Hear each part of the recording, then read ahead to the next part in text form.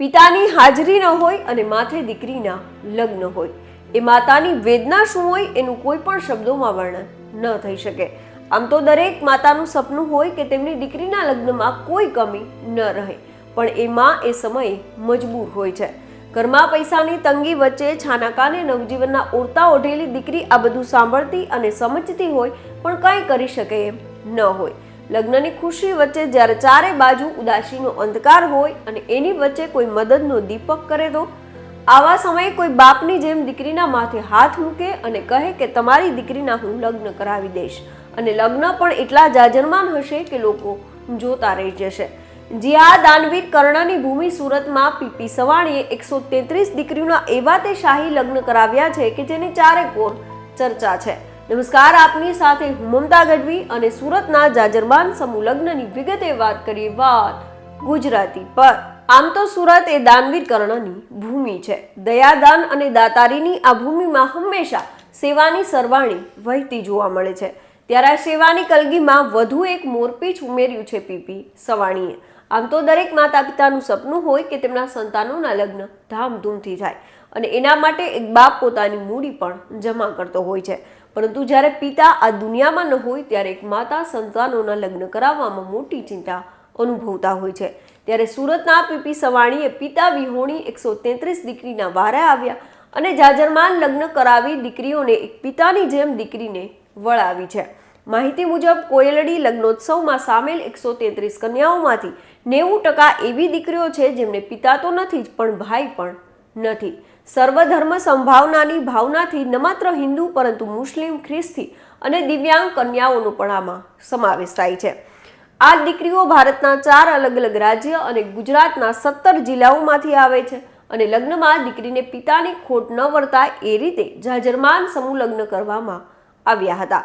PP Savani ગ્રુપના માલિક મહેશ સવાણી છેલ્લા 18 વર્ષથી સુરતમાં પિતાની છત્રછાયા ગુમાવનાર દીકરીઓના લગ્ન છે તે ધામધૂમથી કરાવતા જ આવ્યા છે. અત્યાર સુધીમાં મહેશ સવાણીએ 5539 દીકરીઓના લગ્ન કરાવ્યા છે અને આ વર્ષે પણ 133 દીકરીઓનું કન્યાદાન કરી તેમને હરખેથી સાસરે વળાવી છે.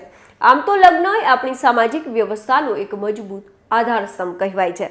લગ્ન એ ફક્ત એક પ્રસંગ જ નહીં પણ શાસ્ત્રોમાં તેને એક મહત્વનો સંસ્કાર પણ માનવામાં આવે છે. ત્યારે આશાઓના ઓરતા ઓઢેલી દુલ્હન અને દીકરીના જાજરમાન જીવનની શરૂઆતના આંખોમાં સપના જોતા એ માતા.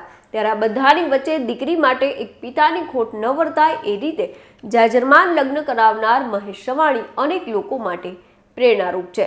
મહેશ સવાણીએ સમૂહ લગ્નમાં જણાવ્યું હતું કે દીકરીને સૌથી મોટી બીક સાસુની હોય છે, પરંતુ જે સાસુ દીકરીને દીકરીની જેમ માની તેને પ્રેમ કરે એ સમાજ માટે પ્રેરણારૂપ છે. દીકરીના માથે હાથ મૂકવો એ 4 ધામની યાત્રા જેટલું પુણ્ય છે. આ પવિત્ર સંબંધ માત્ર રિવાજ નથી પરંતુ જવાબદારી છે.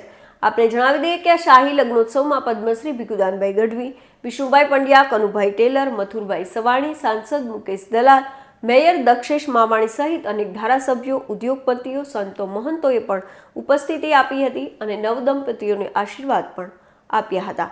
સવાણી પરિવારની આ 18 વર્ષની સતત સેવા યાત્રાએ સમાજમાં એક નવી રાહ ચીધી છે અને દીકરીઓ પ્રત્યેનું સન્માન પણ વધાર્યું છે. માનવતાનો એક મહોત્સવ પ્રજ્વલિત કર્યો છે અને દીકરીના ચહેરા પરની ખુશી અને પરિવારજનોની આંખોમાંથી જે આંસુ વહી રહ્યા છે એ ઘણું બધું કહી જાય છે. નાયબ મુખ્યમંત્રી હર્ષ સંઘવીએ પણ આ શાહી લગ્નોત્સવમાં હાજરી આપી હતી અને કહ્યું હતું કે સવાણી પરિવાર દ્વારા દર વર્ષે યોજાતા આ સમૂહ લગ્ન એ માત્ર સામાજિક પ્રસંગ નથી પરંતુ સંવેદના અને માનવતાનું સર્વોત્તમ ઉદાહરણ છે. કુદરતે આ દીકરીઓને કદાચ તેમના પિતાથી વિખૂટી પાડી હશે, પરંતુ ભગવાને પિતા તરીકે મહેશભાઈ સવાણીને મોકલીને આ દીકરીઓના ચહેરા પર ખુશી અને જીવનમાં નવો વિશ્વાસ લાવવાનું કાર્ય કર્યું છે. આ ખાસ પ્રસંગે એક મહત્વપૂર્ણ ડિજિટલ કદમ ઉઠાવતા નાયબ મુખ્યમંત્રીના હસ્તે સેવા સંગઠન એપ્લિકેશનનું લોન્ચિંગ પણ કરવામાં આવ્યું હતું. પીપી સવાણી ટ્રસ્ટ સંચાલિત આ સંગઠન અત્યારે 11,000થી વધુ દીકરીઓ અને જમાઈઓનો એક વિશાળ પરિવાર બની ગયો છે. આ એપનો મુખ્ય હેતુ એ છે કે જો ભવિષ્યમાં કોઈ પિતા વિહોણી દીકરી લગ્ન બાદ ગંગા સ્વરૂપ થાય તો આ સેવા સંગઠન તેને આર્થિક સહાય પૂરી પાડશે અને સાથે જ આવી દીકરીઓના બાળકો ગ્રેજ્યુએટ થાય ત્યાં સુધી શિક્ષણ અને આરોગ્યની તમામ જવાબદારી પણ આ ટ્રસ્ટ દ્વારા નિભાવવામાં આવશે. વાત પીપી સવાણી ગ્રુપના મોભી મહેશ સવાણીની કરીએ તો તેઓ મૂળ ભાવનગર જિલ્લાના રાપરડા ગામના વતની છે અને હાલ તેઓ સુરત સ્થાયી થયા છે. તેઓ ડાયમંડ એજ્યુકેશન, રિયલ એસ્ટેટ અને હોસ્પિટલ સહિતના વિવિધ ક્ષેત્રો સાથે જોડાયેલા છે. ઉદ્યોગપતિ સાથે એક સમાજસેવી તરીકે પણ તેમની આગવી ઓળખ છે. ત્યારે પૈસા હોવા અને બીજા માટે પૈસા વાપરવા અને સેવા કરવી એ ખૂબ મોટી વાત છે. કોઈપણ જ્ઞાતિ જાતિના ભેદભાવ વગર એક મંડપે 133 દીકરીઓના જાજરમાન સમૂહ લગ્ન કરાવનાર મહેશ સવાણી જેવા લોકો છે તે આ સમાજ માટે આશાનું કિરણ છે. આ અંગે આપ શું માની રહ્યા છો અમને કોમેન્ટ કરીને જરૂર જણાવશો. તો અત્યારે બસ આટલું. ફરી કંઈક આવી અજાણી વાતો આપના સુધી પહોંચાડતા રહીશું અને મળતા રહીશું વાત ગુજરાતી પર.